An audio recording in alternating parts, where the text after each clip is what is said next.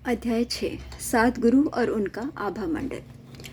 तुम्हारे आभा मंडल के रंग के अनुसार तुम्हारी वेशभूषा का चुनाव किया गया है, इसलिए ये आपको इतना अच्छा लग रहा है। यदि पृथ्वी के लोग आभा मंडल को देख पाते तो वे भी इस प्रकार रंगों का चुनाव करके जो उनके अनुकूल होते अपने अंदर अधिक आनंदमय होने का अनुभव कर सकते थे। वे एस्पिरिन की जगह रंगों का प्रयोग करते। आप वास्तव में क्या कह रहे हैं? मैं उदाहरण देती हूँ। क्या आप याद कर सकते हैं कि किसी को यह कहते कि अरे ये कपड़े तो आप पर बिल्कुल जम नहीं रहे? क्या उस व्यक्ति को कोई समझ नहीं होती कपड़े चुनने की? हाँ, अक्सर ऐसा ही होता है। अच्छा, ऐसे मामलों में दरअसल उस व्यक्ति ने अपने वस्त्रों का चुनाव थोड़ी कम समझ से किया होता है या उनका मिलाप ठीक नहीं होता। जैसे कि फ्रेंच में कहते हैं टकराव, लेकिन वो दूसरों की आंखों के लिए होता है, ना कि अपनी आंखों के लिए। लेकिन ऐसे लोग स्वयं अपने अंदर ही अच्छा अनुभव नहीं करते, बिना ये जाने कि इसके पीछे कारण क्या है। अगर आप उन्हें ये कहेंगे कि उन्हें ऐसा अनुभव उस विशेष रंग के कपड़ों की वजह से हो रहा है, तो वे आपकी बात पर विश्वास नहीं करेंगे और आपको विचित्र दृष्टि से देखेंगे। आप ये समझा सकते हैं कि ऐसा इसलिए अनुभव होता है कि उनका आभा मंडल और उनके वस्त्रों की तरंगें आपस में टकराव उत्पन्न कर रहे होते हैं, पर फिर भी वो आपकी बात पर विश्वास करने के लिए शायद ही तैयार हों। आपके ग्रह पर लोग केवल उसी में विश्वास रखते हैं जिसे वो देख या छू सकते हैं। हालांकि आभा मंडल को भी देखा जा सकता है। ऑरा या आभा मंडल वास्तव में रंगीन होता है। बेशक ऑरा लगातार तरंगित होता रहता है अनेक प्रकार के बदलते रंगों से। आपके सिर के शिखर पर अनेक रंगों का गुलदस्ता है, जहां आप जितने भी रंग जानते हैं सब उपस्थित हैं। सिर के चारों तरफ भी एक सुनहरा हैलो या आभा मंडल होता है, लेकिन वो केवल अत्यधिक आध्यात्मिक रूप से उन्नत व्यक्ति के ही साथ दिखता है या ऐसे ही किसी व्यक्ति में जिसने दूसरों की सहायता के लिए बहुत बड़ा बलिदान किया हो। हैलो सुनहरे प्रकाश जैसा होता है, जैसा पृथ्वी पर चित्रकार लोग संतों और जीसस के चारों ओर बनाते हैं। हैलो उनके चित्रों में इसलिए बनाया जाता है क्योंकि उनके जीवन काल में किसी चित्रकार ने वास्तव में उसे देखा था। हाँ, मैंने उसके विषय में सुना है, पर मुझे अच्छा लगेगा यदि आप मुझे इस विषय में विस्तार से बताएंगी ताओ। सभी रंग ऑरा के अंदर होते हैं। कुछ अधिक चमकते और सजीव होते हैं और कुछ दबे हुए से। बीमार लोगों में उदाहरण के लिए या जिन व्यक्तियों के इरादे बुरे होते हैं, मैं ऑरा देखना चाहूँगा। मैं जानता हूँ कि ऐसे लोग होते हैं जो ऑरा को देख सकते हैं। पृथ्वी पर बहुत पहले बहुत से लोग इसे देख सकते थे, लेकिन अब बहुत थोड़े ही लोग देख पाते हैं। शांत रहो मिशेल, आप इसे देखेंगे और केवल एक नहीं बल्कि अनेकों। अपना भी। हालांकि अभी मैं आपसे कहूँगी कि आप मेरे साथ चलें क्योंकि समय थोड़ा है और हमें बहुत कुछ देखना बाकी है। मैं ताऊ के पीछे चल पड़ा, जिसने मेरा मास्क फिर से मेरे चेहरे पर पहना दिया और मुझे फ्लाइंग प्लेटफॉर्म, जिसे हमने एक दिन पहले इस्तेमाल किया था, उसकी तरफ मुझे ले जाकर वो आगे चल दी। हम अपने अपने स्थानों पर बैठ गए और फ़ौरन ताऊ ने मशीन को चलाना शुरू कर दिया, जिससे वो पेड़ों की टहनियों के नीचे नीचे उड़ने लगा। कुछ ही पलों में हम बीच पर पहुंच गए। सूर्य अभी अभी द्वीप के उस पार से उगा था और सागर व आसपास के द्वीपों को स्वर्णिम बना रहा था। पानी की सतह से देखने पर सारा दृश्य एकदम जादुई लग रहा था। जैसे जैसे हम बीच यानी सागर तट पर आगे बढ़ने लगे, मुझे हरे भरे वृक्षों के पार फूलों से लदी झाड़ियों के बीच घोंसले जैसे अन्य डोको दिखने लगे। उन घरों में रहने वाले लोग सागर के निर्मल पारदर्शी जल में नहा रहे थे या एक दूसरे के साथ रेत पर टहल रहे थे। हमारे उड़न खटोले को देखकर अचंभित से वे लोग हमारा पीछा करने लगे। मैं समझ गया कि उस द्वीप पर इस तरह का यातायात का साधन सामान्य नहीं था। मैं ये भी बता दूं कि हालांकि यावा पर अक्सर लोग धूप सेकते और तैरते समय निर्वस्त्र रहते थे, पर टहलते और घूमते समय वे हमेशा कपड़े पहन लेते थे। इस ग्रह पर ना तो पाखंड दिखावा है, ना ही दिखावटी शर्म। इसे बाद में हम विस्तार से बताएंगे। द्वीप के छोर पर पहुंचने से पहले और तेज करते हुए ही ताऊ ने वाहन को जल के स्तर पर रखा। हम एक विशाल द्वीप के लिए चल पड़े जो क्षितिज पर दिखाई दे रहा था। जिस कुशलता से ताऊ उस वाहन को चला रही थी, विशेषकर जब हम उस द्वीप के तट पर पहुंचे, उसे देखकर मैं बिना उसकी प्रशंसा किए नहीं रह सकता था। तट तक पहुंचते हुए मैं बड़े बड़े डोकोस को पहचान गया जो हमेशा की तरह आकाश की तरफ नोक किए थे।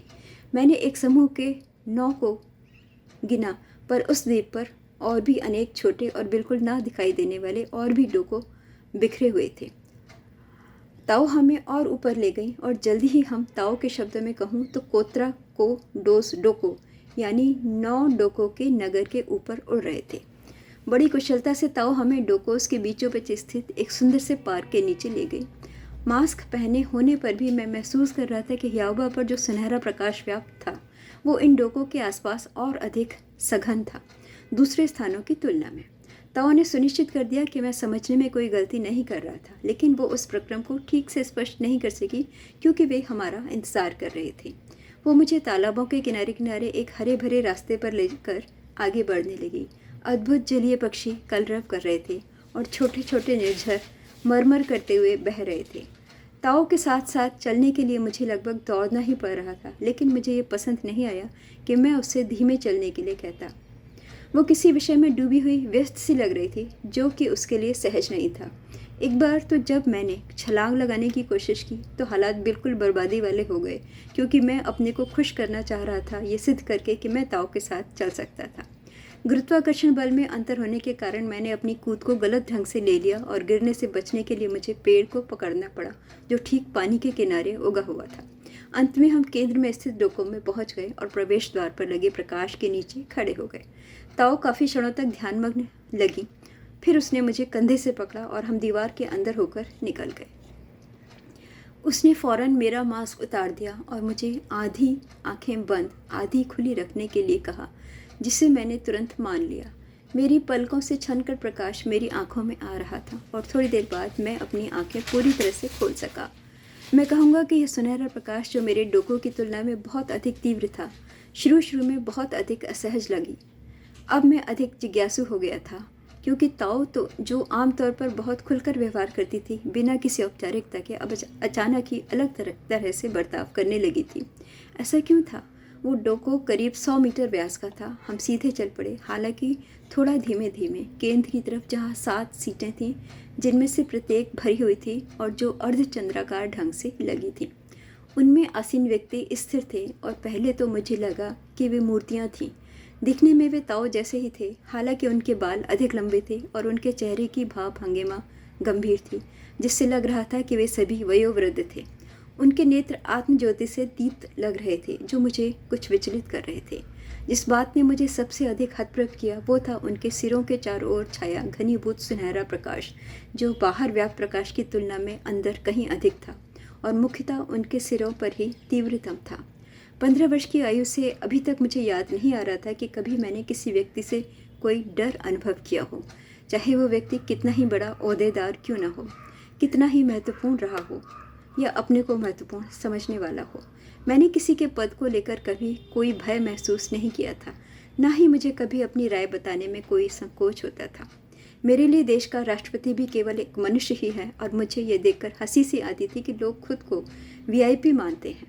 मैं ये इसलिए बता रहा हूँ कि यह स्पष्ट हो जाए कि मुझ पर किसी के पद या ओहदे का कोई प्रभाव नहीं पड़ता था।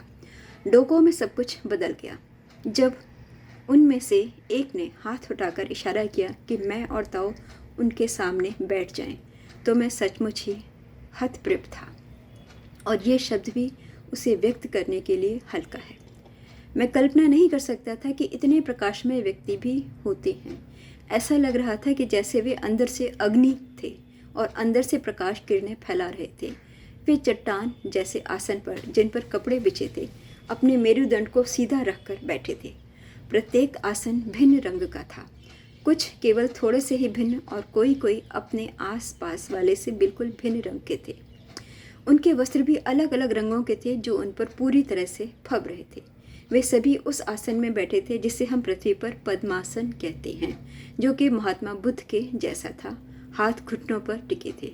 जैसा कि पहले बताया था, वे अर्धचंद्राकार आकृति में आसीन थे और क्योंकि संख्या में वे कुल 7 थे, मैंने समझ लिया कि केंद्र में आसीन व्यक्ति प्रधान थे, जिनके दोनों तरफ 3-3 प्रतिनिधि थे।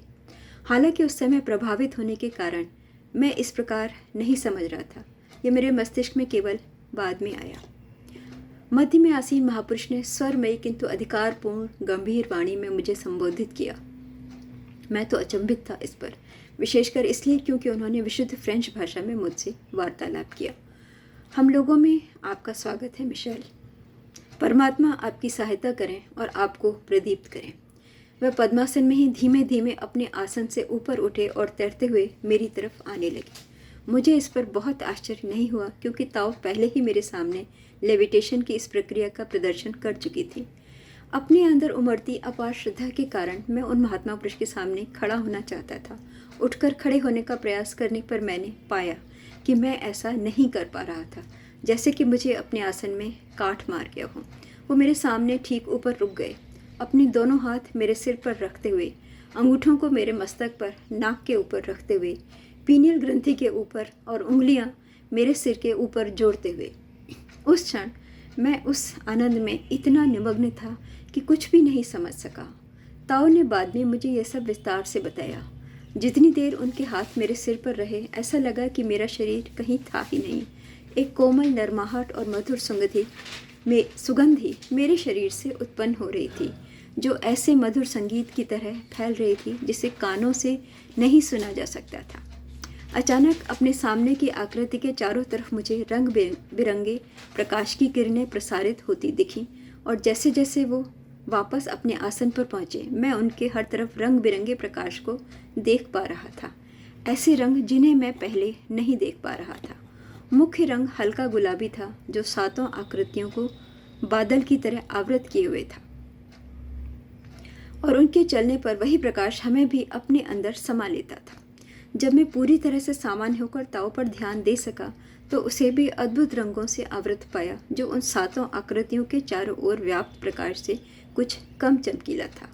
आप ध्यान दें कि इन 7 महान आत्माओं को मैंने पुल्लिंग से संबोधित किया है, न कि स्त्रीलिंग से। इसका स्पष्टीकरण केवल इतना ही है कि इन व्यक्तियों के व्यक्तित्व इतने शक्तिशाली और उनकी उपस्थिति इतनी प्रभावशाली थी कि मुझे उनके गुण पुरुषोचित लगे, न कि स्त्रियोचित। मेरा उद्देश्य महिला जाति के प्रति अभद्र होना नहीं है। मेरी वह प्रतिक्रिया केवल सहज थी। ये कुछ ऐसा ही है जैसे कि मेथुसेलह की स्त्री के रूप में कल्पना करना, स्त्री हो या पुरुष। उन्होंने मुझे पूर्णतया रूपांतरित कर दिया था। मैं जानता था कि उनके आसपास आवृत रंग उनके आभा मंडल थे। मैं ऑरा देखने में समर्थ हो गया था, पता नहीं कितनी देर के लिए, और मैंने जो कुछ देखा था उस पर मैं अत्यंत अचंभित था। प्रमुख महात्मा ने अपना आसन फिर से ग्रहण कर लिया था और सबकी दृष्टियां मुझ पर टिकी थीं, जैसे वह मुझे भेद कर देखना चाह रहे थे, जैसे कि वास्तव में वे कर भी रहे थे। कुछ समय तक मौन छाया रहा, जो अंतहीन लग रहा था। मैंने उनके ऑरा के रंगों को उनके आसपास तरंगित होते और थिरकते देखा, कभी कभी दूर दूर तक, और पहचान गया कि ये वही था जिसे ताओ ने बुके ऑफ कलर कहा था। सुनहरे ऑरा जो बिल्कुल स्पष्ट थे, मूल रूप से गेरुए रंग के थे। मुझे लगा कि वे केवल मेरा ऑरा देख ही नहीं सकते थे, बल्कि संभवतः उसे पढ़ भी सकते थे। मुझे अचानक उस दिग्गज ज्ञानी सभा में जैसे अपने को नग्न पाने का अनुभव हुआ। प्रश्न जो मेरे मस्तिष्क में निरंतर कौंध रहा था वो था, वे मुझे कहाँ, किस लिए लेकर आए थे। मिशेल, हमने आपका चुनाव किया है अपने ग्रह पर घुमाने का, जिससे आप वापस पृथ्वी पर जाने के बाद कुछ विशेष संदेशों को वहां पहुंचा सकें और अनेक महत्वपूर्ण मामलों पर प्रकाश डाल सकें। समय आ चुका है जब कुछ महत्वपूर्ण घटनाएं घटेंगी। पृथ्वी पर अंधकार और बर्बरता के कई हजार वर्ष गुजर जाने के बाद एक सभ्यता का उदय हुआ है, और निश्चित रूप से तकनीकी विकास हुआ है। एक विकास जो पिछले 150 सालों में अधिक तेज हुआ। करीब 14,500 साल पहले भी इससे मिलता जुलता तकनीकी विकास पृथ्वी पर था। यह तकनीकी ज्ञान जिसकी तुलना किसी भी तरह सच्चे ज्ञान से नहीं की जा सकती, फिर भी आने वाले भविष्य में मनुष्य जाति के लिए काफ़ी खतरनाक साबित हो सकता है। खतरनाक इसलिए क्योंकि यह केवल भौतिक ज्ञान है, आध्यात्मिक नहीं। तकनीकी ज्ञान को आध्यात्मिक ज्ञान का सहयोग करना चाहिए, न कि लोगों को अधिक से अधिक भौतिक जगत में सीमित रहना चाहिए, जैसा कि आजकल आपके ग्रह पर हो रहा है। इससे भी अधिक सीमा तक आपके लोग केवल एक ही उद्देश्य के पीछे पागलों की तरह भाग रहे हैं, भौतिक समृद्धि। उनकी ज़िंदगी केवल उन्हीं कामों में जा रही है जिससे संपत्ति बढ़े, स्पर्धा, ईर्ष्या, अपने से अधिक अमीरों के प्रति घृणा और निर्धनों के प्रति हेय दृष्टि। दूसरे शब्दों में कहें तो आपकी तकनीकी जानकारी, जो पृथ्वी पर 14,500 साल पहले रहने वाले ज्ञान के सामने कुछ भी नहीं है, आपकी सभ्यता को नीचे की तरफ ले जा रही है और लोगों को नैतिक और आध्यात्मिक विनाश की ओर धकेल रही है। मैंने ध्यान दिया कि हर बार जब उन महात्मा ने भौतिकता का जिक्र किया तो उनके व उनके साथियों के ऑरा में भद्दे हल्के लाल रंग की झलक आ गई, जैसे कि कुछ पलों के लिए वे सुलगती हुई झाड़ियों के बीच पहुंच गए हों। हम ह्याओबा के वासियों को कभी कभी हमारे संरक्षण में आने वाले ग्रहों के लोगों को सहायता, मार्गदर्शन करने और कभी कभी दंडित करने का दायित्व भी दिया जाता है।